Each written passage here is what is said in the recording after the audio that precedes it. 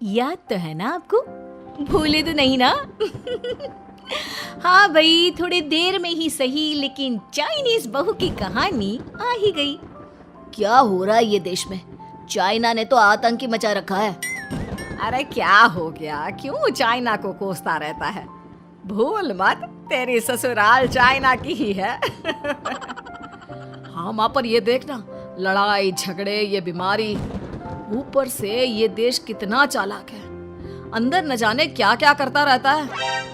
तभी अंदर से बहू की चिल्लाने की आवाज आती है। अरे क्या हो गया बहू, क्यों चिल्ला रही है? माँ जी, ये देखिए, ये रूस ने यूक्रेन की हालत क्या कर दी है।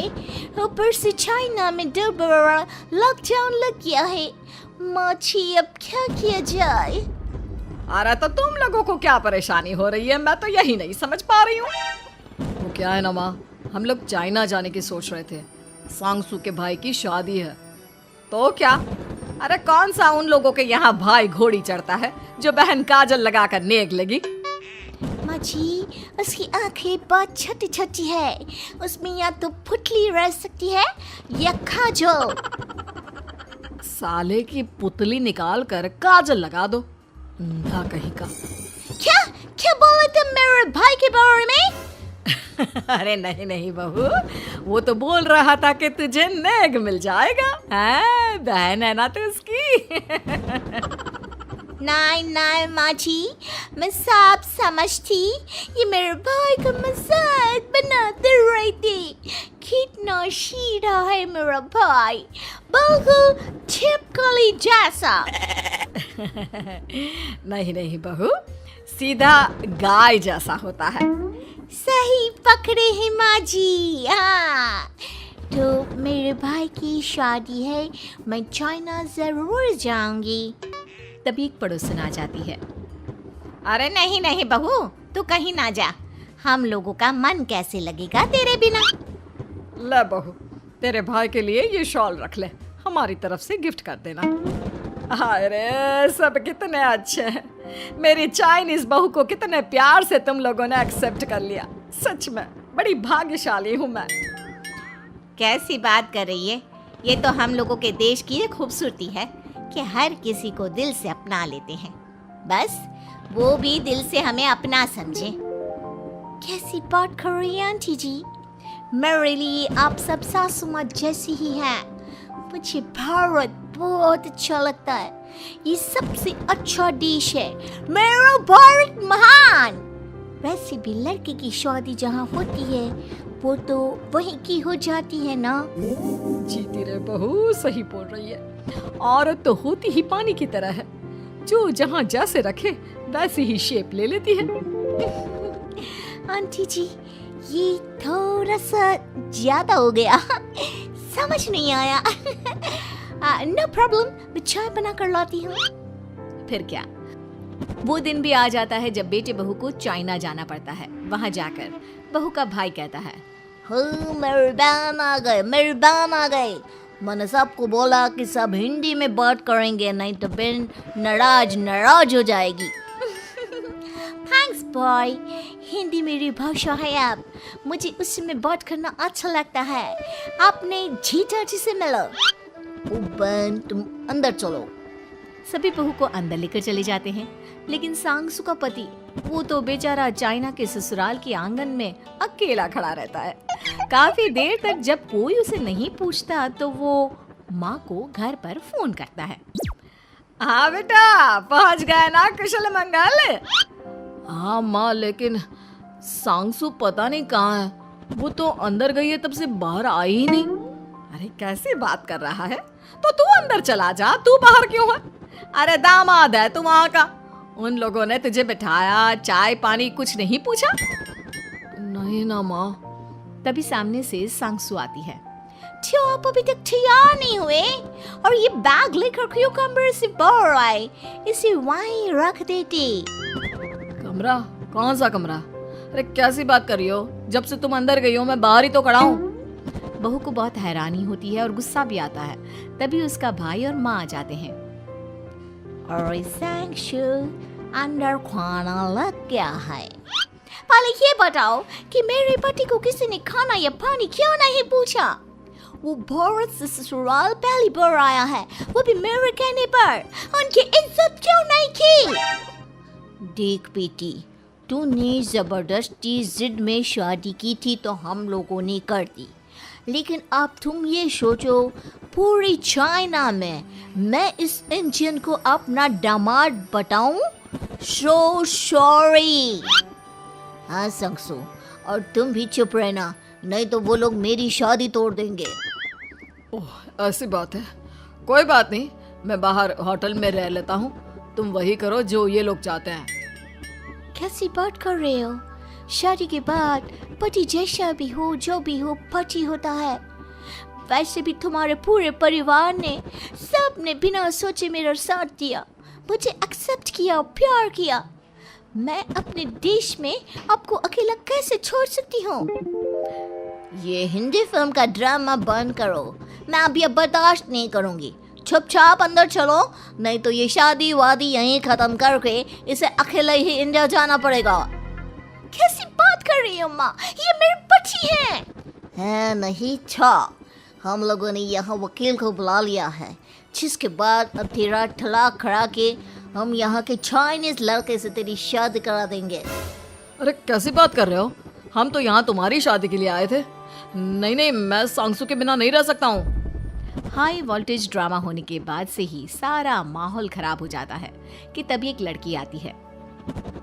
मैंने सारा इंतजाम कर दिया है, सांगसू की शादी का मंडप परसों लग जाएगा, तब तक इसके पति को कमरे में बंद कर देते हैं। सभी सांगसू के पति का हाथ बांधकर उसे कमरे में बंद कर देते हैं। ये क्या कानूनी है? आप लोग मेरे पति के साथ ऐसा नहीं कर सकते हैं। मैं किसी से शादी नहीं करूंगी, ये साफ बात है। पहले मैं अपनी शादी करूं, फिर तेरी भी शादी करवा दूंगा। सब कुछ तय हो जाता है, भाई की शादी हो जाती है। फिर वो दिन भी आ जाता है जब सांगसू की शादी वो लोग जबरदस्ती करने के लिए उसे मंडप पर ले जाते हैं। ऐसा मत करो, ये मेरी बीवी है। मैं किसी से शादी नहीं करूंगी। कैसे नहीं करेगी शादी? शादी तो तेरा बाप भी करेगा।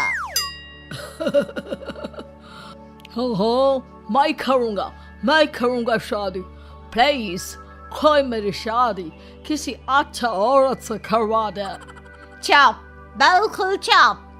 फिर माँ सांगसू और उसके पति से कहती है, तुम लोगों का बच्चा मेरी कैद में है। अगर तुम लोगों ने कोई भी होशियारी की तो मैं इस बच्चे को मार दूंगी। दोनों माँ का रूप देखकर हैरान हो जाते हैं। बच्चे की खातिर दोनों शांत हो जाते हैं और शादी की रस्में शुरू हो जाती है कि तभी सांगसू की सास पुलिस के साथ आ जाती है। माँ, ससुर माँ आ गई, मेरी माँ आ गई। माँ प्लीज हम लोगों को बचाकर वापस ले चलो। पुलिस सभी को गिरफ्तार कर लेती है। बेटी के बच्चे को मारने की धमकी तो कोई चुड़ैल ही दे सकती है। अरे तो ये चुड़ैल ही तो है। ये सही बोल रहे हैं, ये औरत किसी चुड़ैल से कम नहीं है। तभी उन लोगों का बच्चा भी आकर सांगसू के गले लग जाता है। माँ, तू सही समय पर आ गई, लेकिन तुझे कैसे पता चला कि यहाँ ये सब हो रहा है? बेटा, ये चाइनीज लोग ना होते ही धोखेबाज हैं। इन लोगों पर मुझे भरोसा नहीं था, इसलिए मैंने तेरे फोन को हमेशा के लिए मेरे फोन से अटैच कर दिया था, जिससे तेरे आसपास होने वाली सारी बात मैं सुनती रहूं। उस दिन भी मेरी तेरी बात हो रही थी तो तेरा फोन ऑन था, मैं सब समझ गई थी। मुझे माफ कर दो। नहीं, बिल्कुल नहीं। चलिए माँ जी, इंडिया वापस चलते हैं। आज के बाद मैं यहाँ कभी नहीं आऊंगी। एक गांव फूलपुर। गांव में कुछ 100-150 लोग रहते थे। अंजलि, जो कि पास ही के जिले में रहती थी और 12वीं पास कर चुकी थी, उसके पिताजी ने बेटी को जल्दी विदा करने के लिए उसकी शादी फूलपुर गांव के मुकेश से करवा दी थी। मुकेश कभी स्कूल नहीं गया था और इस कारण वो पढ़ा लिखा नहीं था और बाकी गांव वालों की हालत भी मुकेश जैसी ही थी। मुकेश के घर में उसके माता पिता भी रहते थे। सासू माँ, मैं बाहर मंदिर तक जा रही हूँ, आधे घंटे में आ जाऊंगी। अरे अभी कहीं जाने की जरूरत नहीं है, चुपचाप जाके रसोई में रात के खाने की तैयारी करो। और ये घूंघट क्यों हटा लिया है तुमने? क्या पता नहीं कि इस गांव में औरतें बिना घूंघट के नहीं रहती? रात में अंजलि छत पर जाकर अपनी मम्मी से बात कर रही होती है। तभी गांव की 3-4 औरतें उसे देख लेती है और दरवाजे पर आकर उसकी सास से शिकायत करने लगती है। और क्या हुआ? अरे छत पे तो देखो, आपकी बहू मटक मटक के किसी से फोन पर बात कर रही है। दिन भर फोन पे लगी रहती है। अरे कल तो मंदिर के पास वो क्या कहते हैं, सेल्फी ले रही थी। शहर की बहू रखना अच्छा शान की बात है, पर देखना इसके लक्षण से ये तो तुम्हारे परिवार को बदनाम ना कर दे। ये पहली बार नहीं था जब सास से गांव के लोगों ने अंजलि की बुराई या शिकायत नहीं की हो। अब तो ये रोज की बात थी। अंजलि ये सब सुन लेती है।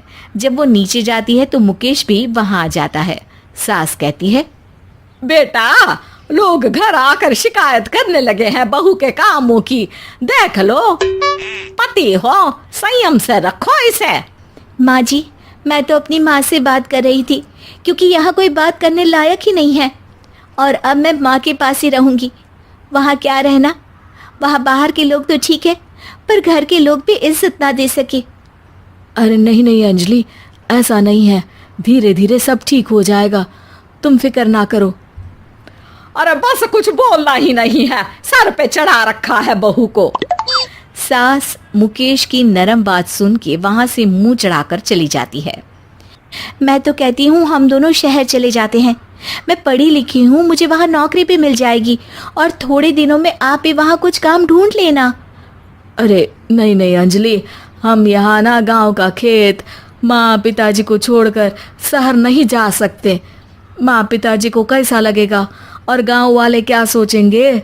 ये कहकर मुकेश सोने चला जाता है और अंजलि की गांव वालों द्वारा बुराई का सिलसिला बहुत दिनों तक चलता ही रहता है। लेकिन अंजलि गुस्सा ना दिखाते हुए समझदारी से काम लेती है। बारिश का मौसम चालू हो जाता है। जोरदार बारिश से पूरे गांव में हाहाकार मच जाता है। दुर्गा नदी में बाढ़ आ जाती है और बाढ़ का पानी पूरे गांव की फसल तबाह कर देता है। फसल की ये हालत देखकर गांव वाले निराश हो जाते हैं और बात तो यहाँ तक पहुँच जाती है कि कुछ लोग तो अंजलि को इस सब का दोषी ठहरा देते हैं। अरे पूरी फसल तबाह हो गई, पता नहीं किसकी नजर लग गई है। अरे जब से चौधरी परिवार में ये शहर की बहू आई है ना, तब से ही गांव की शांति चली गई है। इसके कर्म कांड से माँ दुर्गा नदी भी खुश नहीं है। ये सब सुनकर बेचारी अंजलि रोते हुए अपने घर चली जाती है। कुछ दिन बाद सभी गांव वाले अपनी फसल का मुआवजा लेकर अपने अपने घर आते हैं। मुकेश भी 1500 लेकर आता है। अंजलि को जब पासबुक दिखाता है तो अंजलि हैरान हो जाती है। अरे, ये पासबुक में तो उन्होंने 4000 की एंट्री करी है और आपको सिर्फ 1500 दिए। सच में? अरे वो सरकारी अफसर आपको बेवकूफ़ बना रहे हैं। सरकार की तरफ से हमें 4000 मिले हैं, लेकिन बाकी का सारा पैसा खुद ही खा रहे हैं। आप लोग के अनपढ़ होने का फ़ायदा उठा रहे हैं। ये सब सुनकर मुकेश परेशान हो जाता है, लेकिन अंजलि उसे हिम्मत से काम लेने को कहती है और सुबह होते ही मुकेश को पंचायत कार्यालय ले जाती है और साथ में गांव के और लोगों को भी। आप सरकारी बाबू क्या गांव के लोगों को बेवकूफ़ समझते हैं? आपको क्या लगता है ये पढ़े लिखे नहीं है तो आप कुछ भी मनमानी करेंगे? ये बेचारे दिन रात इतनी मेहनत करते हैं, ये हमारे अन्नदाता हैं और आप इनके साथ ऐसा धोखा करते हैं। अरे क्या बके जा रही है ये लड़की, किस धोखे की बात कर रही है? अपने कांड करके नदी माँ को नाराज करके हमारा नुकसान करके इसे चैन नहीं मिला क्या? सरपंच जी, इन सरकारी बाबू ने मुझे बेवकूफ़ बनाया है और मेरे हिस्से के पैसे खुद चट कर गए। बस ये सुनते ही सरपंच वहां से दुम दबाकर भाग जाता है। पता चलता है कि जनपद अधिकारियों ने गांव के सरपंच के साथ मिलकर सबके साथ धोखा किया है। सब लोगों का विरोध शुरू हो जाता है और आखिर में अधिकारी सब गांव वालों के हिस्सों के बचे हुए पैसे उन्हें लौटा देते हैं और कई दिन तक सरपंच गांव में लौटता ही नहीं। अंजलि, तुम नहीं होती तो हम गांव वालों को तो पता ही नहीं चलता कि ये हमें हर बार बेवकूफ़ बनाते हैं। हाँ हाँ अंजलि बेटी, हमें माफ कर दो। हम सब तुम्हें बुरा भला कहते रहे, लेकिन तुमने ही आज हमें बेवकूफ़ बनाने से बचाया है। हमें तुम पर गर्व है बेटी। अब समझ आया कि सरपंच तुमसे नहीं, तुम्हारे पढ़े लिखे होने से नफरत करता था। क्यों ना इस बार हम अंजलि को ही सरपंच पद के लिए चुन ले। क्या कहते हो गांव वालों? पढ़ी लिखी सरपंच। बस पूरा गांव अंजलि के लिए ताली बजाता है और अंजलि की सास उसे खुशी से गले लगा लेती है। हमेशा किस्मत ने उसकी मेहनत से ज्यादा दिया। पैदा हुआ एक बड़े घर में, मुंह में चांदी की चम्मच लेकर, और शादी भी की एक उससे भी बड़े घर में, सोने की चम्मच मुंह में लेकर। उसे मेहनत करने का शौक नहीं था। एक शौक था, वो भी घटिया शायरी करने का। उसकी हर बात शायराना ही होती थी। जैसे कि एक दिन, दूर से देखा तो चांद पे दाग था, दूर से देखा तो चांद पे दाग था, पास से देखा साबुन का छाग था। ठोको ताली। अरे ऐसी शायरी करोगे तो ताली तो पता नहीं, कोई तुमको ही ठोक देगा। शायरी वो बिल्ली है जो किसी का भी रास्ता रोक दे, और क्या मैं किल हूँ जो कोई मुझे ठोक दे। मुझे तो आपसे बात ही नहीं करनी। मैं निकला था गाड़ी लेके, लेकिन दौड़ के जा रहा हूँ। मेरी शायरी कोई नहीं सुनता, मैं घर छोड़ के जा रहा हूँ। धीरे बोलिए जी, मम्मी पापा को पता चल जाएगा तो तुमको सच में तुम्हारे मायके भेज देंगे। सस्ते साबुन से मेरी कॉलर चमकी नहीं, सच में चला जाऊंगा, मेरी बात कोई धमकी नहीं। अगर शायरी ही सुनानी है तो सुनाओ, लेकिन कोई काम धंधा भी तो करो। मेरे पिताजी के पास बहुत पैसा है तो घर जमाई बन के खा रहे हो, और कल जा रहे हो ना अपने मायके, तो आज ही चले जाओ मेरी बला से। हमें तो अपनों ने लूटा, गैरों में कहाँ दम था हमें। अरे चुप हो जाओ, तुमको मिर्जा गालिब की कसम। अरे जाना है तो जाओ, लेकिन पहले मेरे मम्मी पापा से मिलकर जाओ, वरना वो क्या सोचेंगे। लेकिन विकी अकेले ही अपनी कार लेकर अपने मायके यानी कि अपने खुद के घर पहुंच जाता है। अरे बेटा, तू अचानक, बहू कैसी है? अरे माँ, बहू तो बिल्कुल बदल गई है, मुर्गी हाथ से निकल गई है। अरे क्या हुआ बेटा? उसकी आती नहीं है, मेरी जाती नहीं है। मैं करता हूँ शायरी, उसे भाती नहीं है। मेरे पास उसका फोन आया था बेटा, सही कह रही है वो। तुमको काम करना चाहिए, तभी तो इज्जत मिलेगी। घर जमाई बन के सास ससुर के पैसों पर कब तक ऐश उड़ाते रहोगे? मेरी जिंदगी में हर तरफ से उंगली हो रही है, फोन पर मेरी चुगली हो रही है। अरे चुगली नहीं कर रही थी बहू, वो तेरा भला चाहती है बेटा। सूखे हुए कपड़े को भी गीला कह रहे हैं लोग, चुगली करने को मेरा भला कह रहे हैं लोग। ठोको ताली। ये सुन के माँ अपने हाथ से अपना सर पीट लेती है। अरे माँ, ताली की जगह माथा क्यों ठोक रही हो? बेटा तू ना आराम कर, तेरे पिताजी भी आने वाले हैं, खाना लगा देती हूँ। विकी अपने घर भी दिन भर टीवी देखता है, तरह तरह का खाना खाता है, दोपहर तक सोता है, चाय पीता है, वीडियो गेम खेलता है, बस काम करने नहीं जाता। घर में नौकर चाकर है तो बिस्तर से हिलने तक की जरूरत नहीं पड़ती। कई बार तो विकी अपने नौकरों को बिठाकर शायरी सुनाता रहता। कब जाओगे बेटा? अरे कैसी बात कर रहे हैं डैडी, क्या आप मेरे फादर नहीं? आप मुझे भगाना चाहते हैं क्या? ये मेरा घर नहीं। अरे नहीं बेटा, तुम्हारा ही घर है।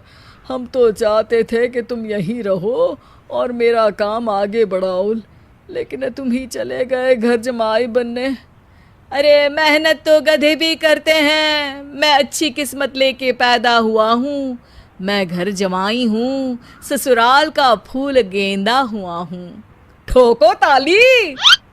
पिताजी और माँ सच में ताली बजा देते हैं। ऐसा पहली बार होता है जब विकी की शायरी पर किसी ने ताली बजाई हो।